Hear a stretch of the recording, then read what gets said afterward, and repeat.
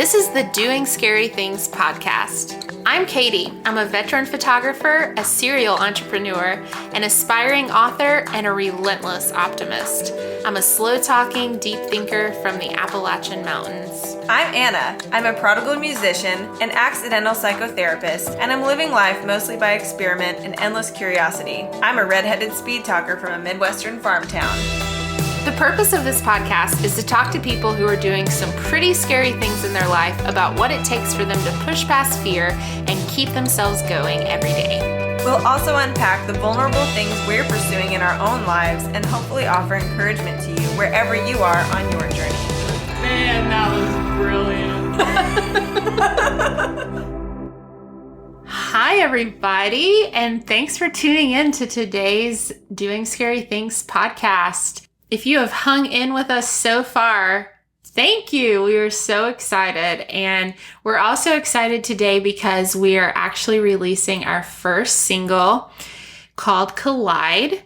And we're going to talk all about it in just a minute. But first, we wanted to play it for you. So we really hope you enjoy it.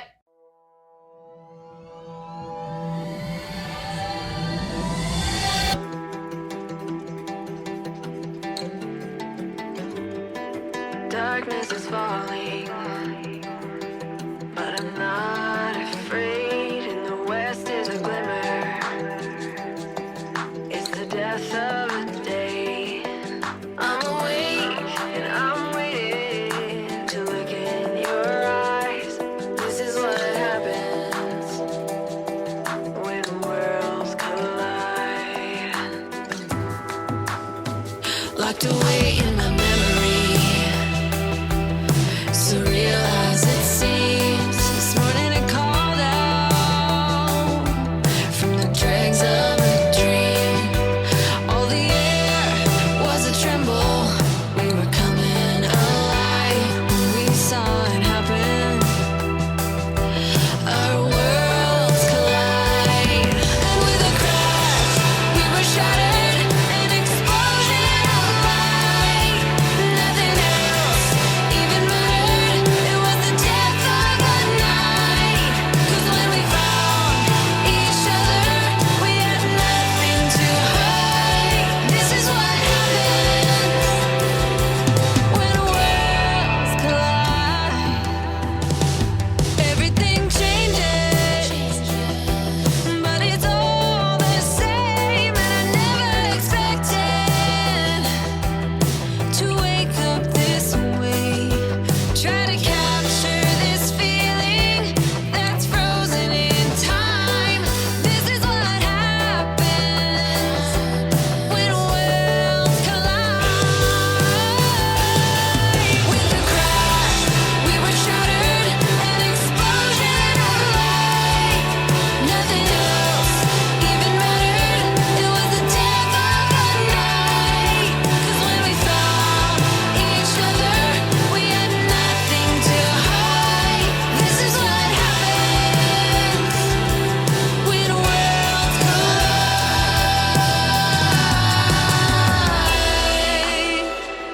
No more mysteries. You are here with me. No imagining this reality. We can chase the horizon until the day that we die. We saw it happen. Our worlds collide. It was fast when it happened, and we never thought twice. Suddenly, we were falling, holding on for dear life. With a crash, we were shattered. An explosion of light.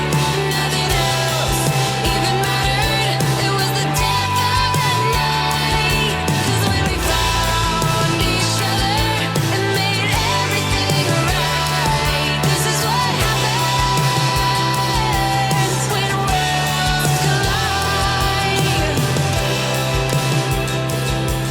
When worlds collide.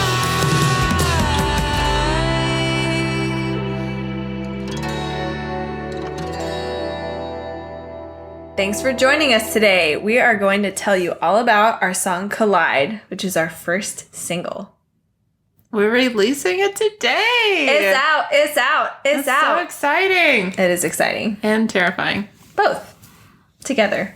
Mutually exclusive. I don't know. Mutually inclusive? I don't know. Mutually non-exclusive. Mutual for sure.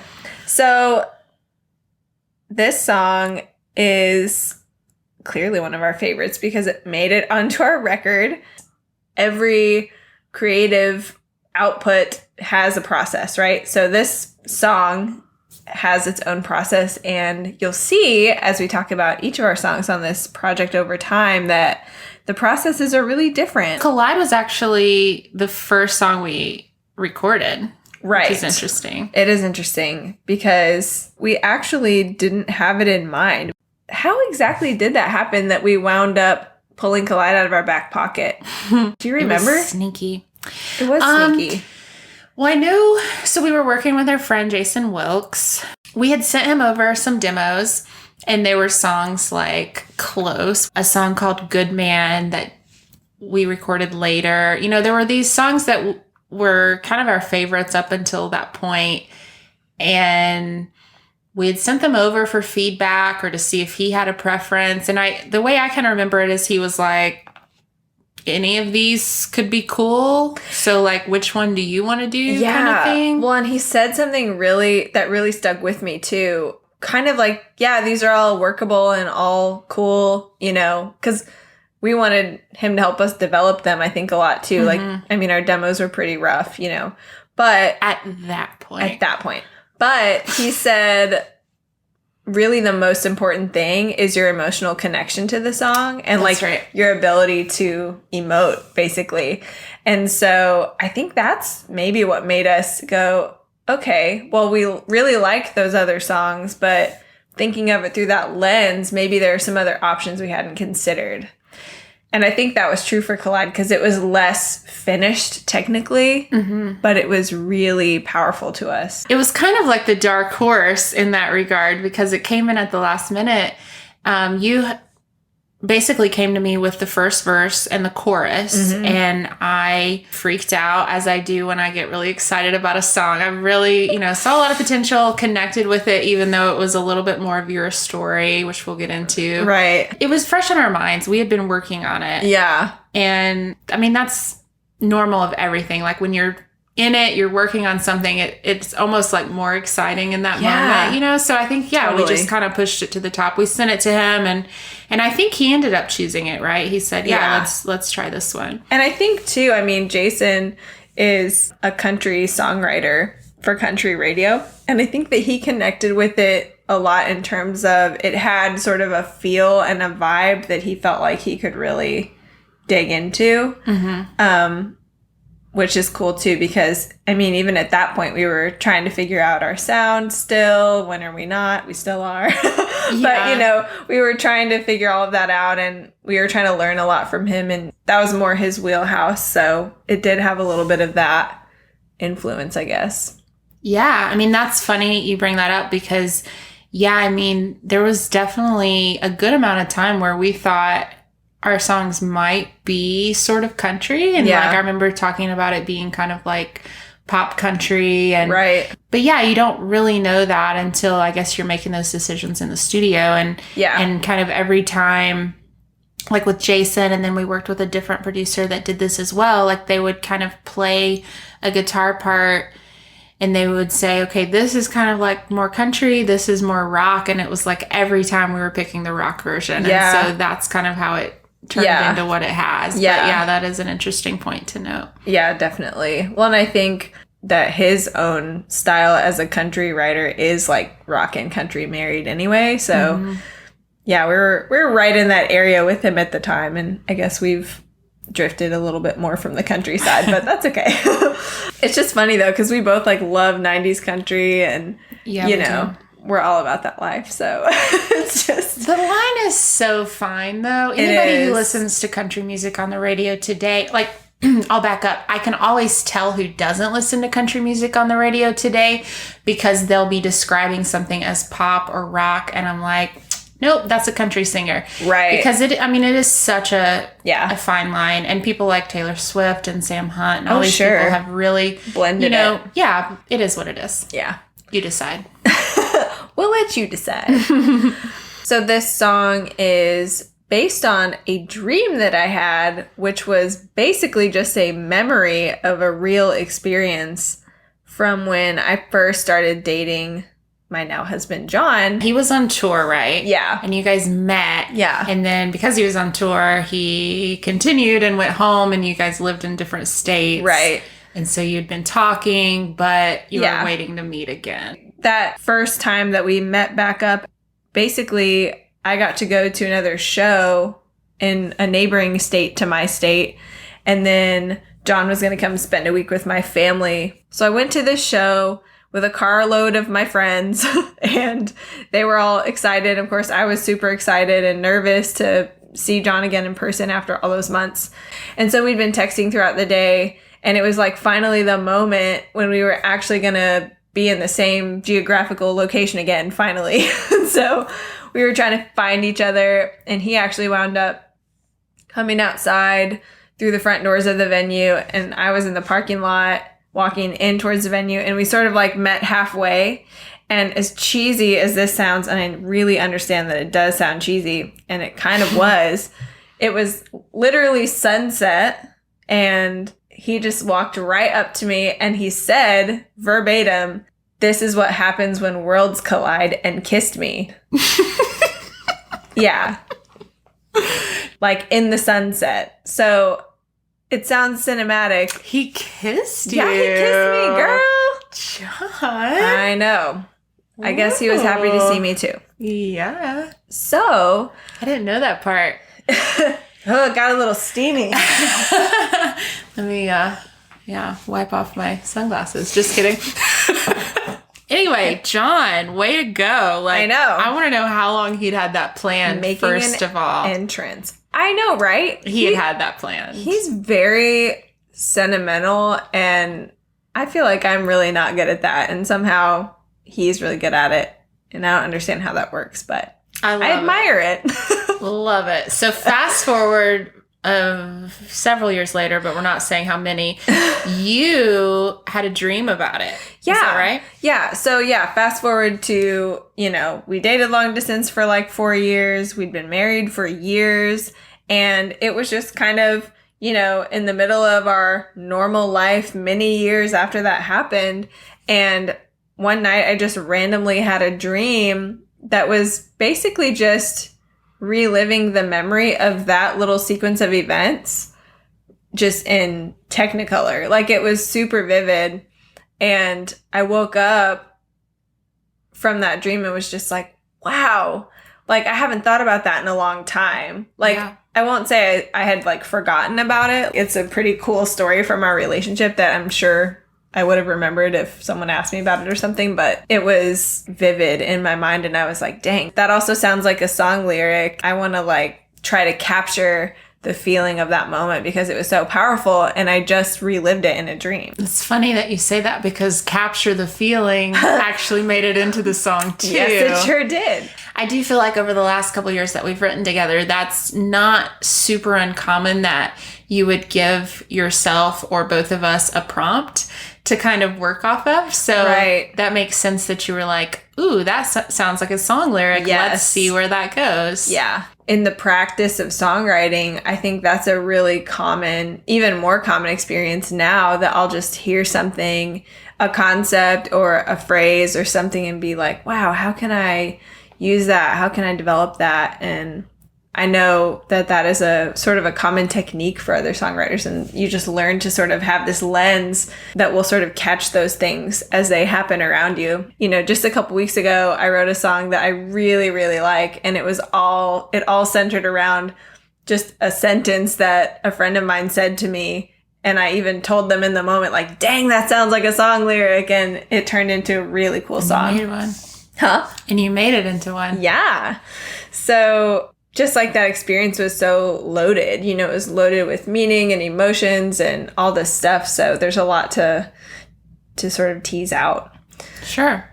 Well, when you brought it to me, Mm-hmm. it was, we may have already said that, it was first verse and Mm-hmm. chorus, and we sort of worked on the second verse together. Yeah. And I remember, it's funny that actually happened as well, because that's incorporated in that second verse of talking about waking from a dream. Right.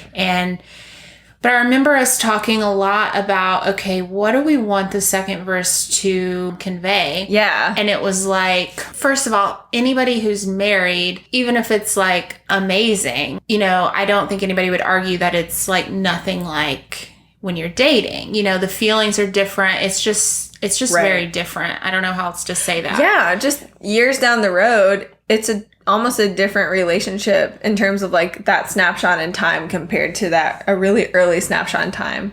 Yeah. Totally different relationship, seemingly different people, right? If we're constantly growing. Yeah. And I don't know. We won't get into that. But All these parallel universes are cropping up in my mind. Yeah. right. But I've always just thought of your story as like the most, not stereotypical, but like most, I would feel like a lot of girls would dream of that, right? Like Yeah. you're at the concert, like Sure. you make eye contact with the guy on stage, like you start Yeah. talking and dating. It's like a plot line, like a movie. Oh, you yeah. know? I'm sure so many movies have had that.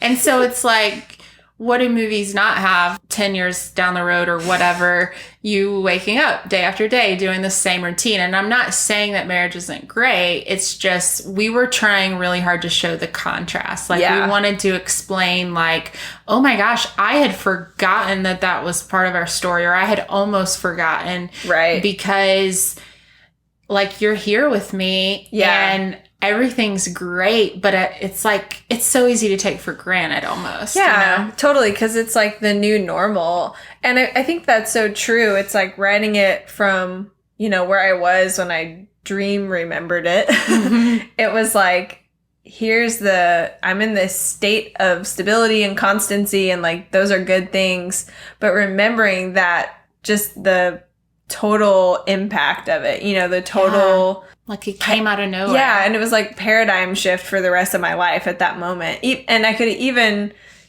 see that more fully from where I am, or from where I was when I wrote it. I couldn't even really grapple with the impact of that moment on my life until later. Sure. So it's like remembering back from the current standpoint, it becomes more impactful and more of an explosion and more drastic, Mm-hmm. It's the challenge, I think, in a long-term relationship also to not like idealize and worship the warm, fuzzy butterflies and all that stuff from like the beginning of the relationship, but to remember it and honor it and to revive it too, Totally. So, which there's so much, we're both old married ladies. So Speak for yourself.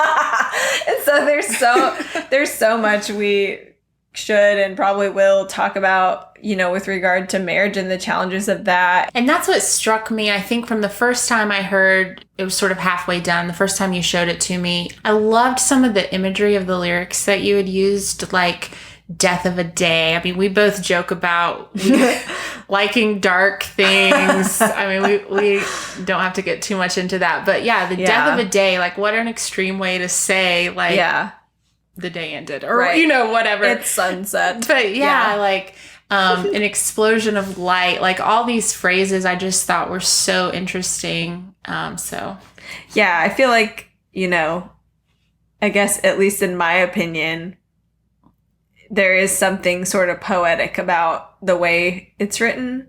And I like that because that moment felt very poetic, I was trying very much on some level to reflect that it felt that way, Mm-hmm. It wasn't just the sort of concrete surface level stuff about daily life. It was like, whoa, holy cow. Yeah, this just happened. But holy cow's not nowhere. a great song lyric, so. There's your prompt. Boom. Your next prompt. Holy Next cow. time we're writing together, we're gonna write some songs Listen. about some cows. As long as they're holy. Maybe Chick-fil-A would sponsor us. Talk about some holy cows. Oh my gosh, dad joke. Dad joke number one. I'll take it. All right. I accept. So we decided to record this song. Yes. And it was the first time we'd ever recorded together. Yes. And it was the first time we'd recorded with Jason. Right. And it's the first time I ever heard Katie sing. No, not really.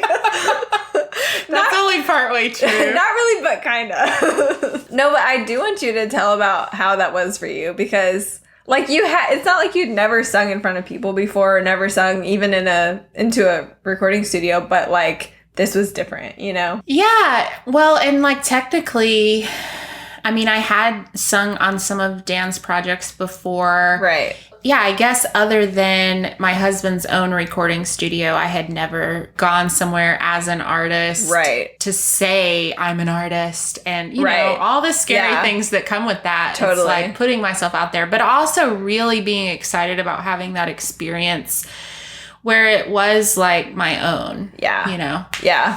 Not that I'm trying to take this away from you, Anna, but No, girl. no, I think we were both This is a doing Jasper that. and Jade song. It's fine. Yeah, we were both doing that to a certain degree. Yeah. You know, we've talked about that, but you know, our husbands are musicians, but like this was something Yeah. that was our own. I feel like one layer of that, working with Jason, who was our friend, you know, as well as a super talented producer, multi-instrumentalist, songwriter, he was a jackpot of an option for us to be able to have a studio to go to do this. But that was like a double-edged sword, right? Because on Yeah. one hand, honestly, he made us feel so comfortable and just taught us so much and coached us so well, and he was really great. But on the other hand, we know him and we have to be friends with him after this, you know? So it was like, Yeah. It was kind of scary. I mean, I don't think it would have been any less scary working with a stranger, which we did later, basically. But it came with its own sort of mixed bag of emotions and anxieties, because he was our really good friend. So we trusted him to take care of us, but we were also like, are you going to be honest with us? You know, are you going to think we're stupid? Yeah, like I think it did bring on more intimidation than if we had just walked into a stranger who were, you know, like, I'm hiring you for a job, like do your job. You know, it's like, yeah, when it's your friend, it's like you want them to like it, right? Like Dan says, play monkey play. Play monkey play, like do your freaking work. No. You know, and obviously we paid Jason, but it was like, yeah, we knew you before, we know you after. Right. Like, we don't want there to be this aspect of like, you're just doing us a favor. Right. I was going to say, it was a job, not just a favor, but still. But yeah, like, would you have said no if it had been a stranger with the same level of demo, you know? Right. Or did you hear something in the demo that you thought was cool? Like, you know, it's when you're insecure, ladies and gentlemen. Sorry. Okay, so yes, ladies and gentlemen, when you're insecure, lots of things go through your mind. So many things. A lot of imagined scenarios. So yeah, we were just trying to be like, okay, like, is he just doing us a favor, or is this, you know, an actual job that he might want to show in his resume one day or whatever, you know? Yeah. Anyway. I would like to say, I think this is true. I think that the majority of that was before we got into the studio. Definitely. Like, I mean, I feel like there was probably a little bit of, you know, vulnerability hangover. All those insecurities sort of like reprised a little bit. But I think for the most part, once we got in flow with him, the first day it was like, okay, yeah, this is probably going to be fine. Yeah, You know? Probably. It might work out. I mean, we're leaving room for catastrophe always, but, Absolutely. you know. As with all experiments. That's right. Yeah, to talk about that day, so he lives super far away in this magical, like, golf course land. Mountain lake community. And so we met there, which we live far away from each other too. Yeah. So we were both driving. But anyway, we met there. Yeah. And I remember I got there a little before you. And, you know, these are my friends. But, like, I was so scared. And I literally, like, circled the neighborhood a few times. Like, where is Anna? I can't go in by myself. Can I just break Sure. in and say what I was doing at that time? I was driving through the mountains, jamming the Eagles' greatest hits to the max. That's how I was preparing. perfect.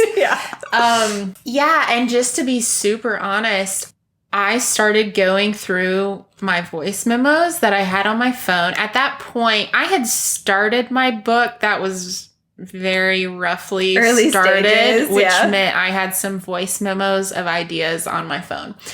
And I found one. I mean, this was total, what's the word? Kismet? Is that? Kismet. It was very serendipitous because I don't know how I would have even found this voice memo. I think I'd recorded it like a year earlier. Wow. And it was basically a pep talk that I was going to put in my book. And it was basically this whole idea of, you know, you have every right to do the thing you want to do. You know, don't let anybody hold you back from it. Don't let yourself tell you you're not worth it. You. Yeah. And so I listened to it and I was like, dang. There was a little bit in that moment that was like, okay, I do need to write this book because this works, you know, like this, because it gave me a little bit of courage. It was like, I do believe this. Yeah. And if I believe it for other people, I have to believe it for myself. And so as ridiculous as I feel walking in here to say that I'm going to record this song, I felt like I had to do it and that I could do it. You know?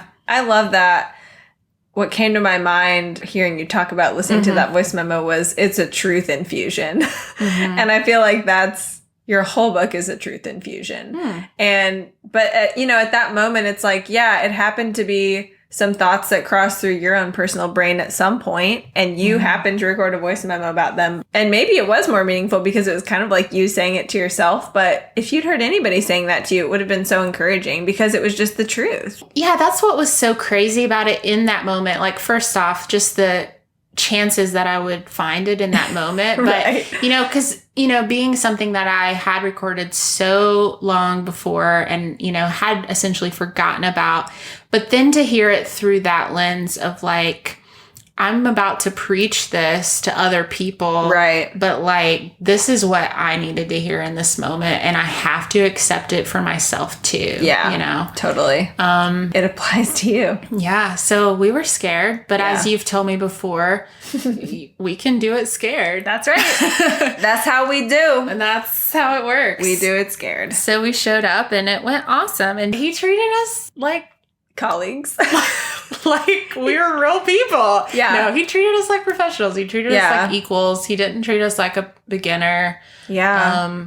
He did. He treated us, I feel like he respected us as aspiring artists. It didn't feel like we were students or beginners, but I guess I'm trying to say that he was really open with us. I think we said something to him at the beginning about how we kind of want to like soak everything up like a sponge. And he kind of ran with that and he explained a lot of stuff to us. And, you know, as he was working and as we were figuring out parts, we were making all those decisions collaboratively like the whole time. And so I thought that was really cool because it might have been easier, you know, and more expedient and faster for him to just go, don't worry, like I'm just going to take care of this real quick. But I got this. Yeah. Another interesting thing to me about the process of writing this song is it was more progressive. The writing of it was more progressive in nature than a lot of other times that I've written songs or that we've written songs together. Like it wasn't completely finished even when we took it into the studio. There were a few things that we were like, well, we think this is how it's going to work out, but we weren't sure. And a major thing that changed was the bridge. Right in the middle of working on it. So. Yep. Do you remember at one point I wrote down a lyric idea and I showed it to you because I didn't want to say it out loud? I do remember that. Jason was working on something and you just like, it was almost like you passed me a note almost, or like showed me your notebook silently. It's hard to say things out loud sometimes. Well, because it was kind of one of those situations where we realized we wanted to change it, and Jason had some really cool ideas about it, but there were things we'd never thought about before. So it was kind of like, okay, so like really quick, hash that out right here, right now. Yeah. And it was very like on the spot. Fortunately, I think it was very inspired on the spot because I love the way the bridge turned out. I think it's really cool, and it wound up adding a totally different dynamic to the song than the original bridge did. To your point, I mean, we were writing those lyrics about 5 minutes before we sang them. You know, we had our lyric sheets printed out and then that was just like written in above it. But yeah, I mean, if I'm being honest, like that's probably one of my favorite parts of the song. All in all, that whole experience went a lot better than I think we expected. Yeah. We were very much going into it as an experiment. We were like, this is our next step. Let's record a song. And then we hadn't really filled in the blank after that. Yes, we were also evidently pretty insecure about it. Evidently. Anyway, so yeah, we hadn't thought about what would happen if it went well. And so a lot of things happened the next few months that we won't get into. And, you know, I was riding around in a desert with some guys recording an album, and you were doing some work here in Georgia. And, you know, a lot of stuff was happening. And so it was almost a full year before we said, okay, let's record some other songs. Right. We were still writing in that time. Right. We were still meeting up regularly and writing and trying to figure out a plan.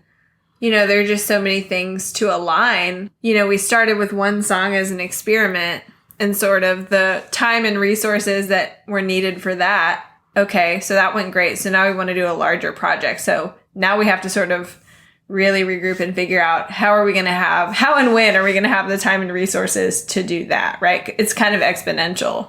Right. So we got that together over the course of that year.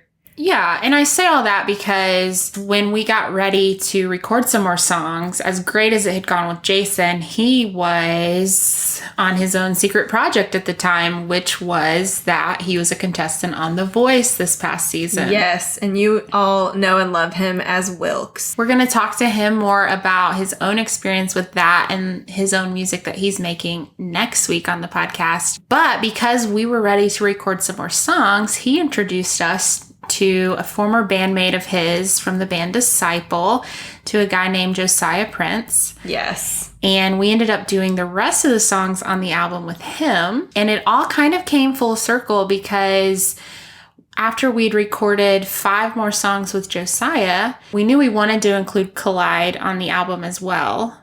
Yes, if possible. But I think there was a time where we weren't totally sure if we could, just because Josiah was a different producer and sonically they would be different and stylistically they'd be a little different. But part of the reason Jason recommended that we work with Josiah was because they have kind of similar wavelengths that they work on as producers. And so fortunately for us, it worked out that we could still use Collide. Yeah, because Josiah went in and, as he says, turned a few knobs. But what that really means, I think, is he re-edited our vocals and he added in a few little Josiah-isms here and there that just made the song really awesome. Yes, and made it fit in with those other 5.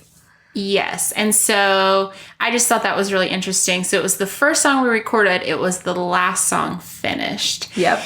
And it really completed the project. And now it's our first single to be released. Yes. So we really hope you guys like it. If you have questions about it, please let us know. Yeah. We would love to know what you think. Such. We would love to know what your ears think, and for your listening pleasure, we're going to include it again.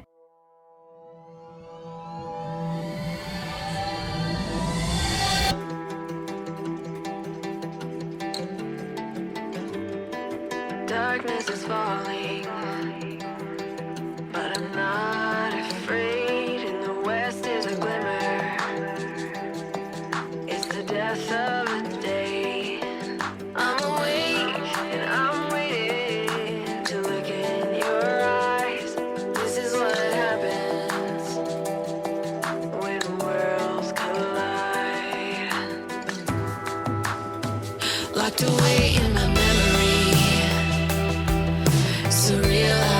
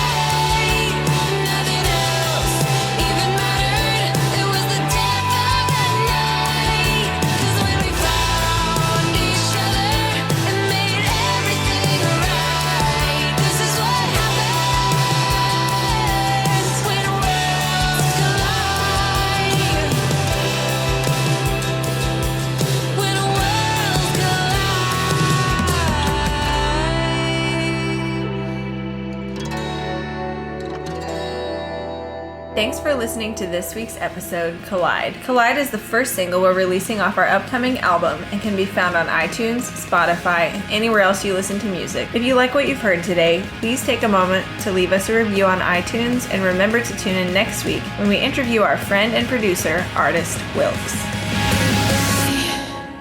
A cool sounding lyric that sort of fits together the right way, and then also...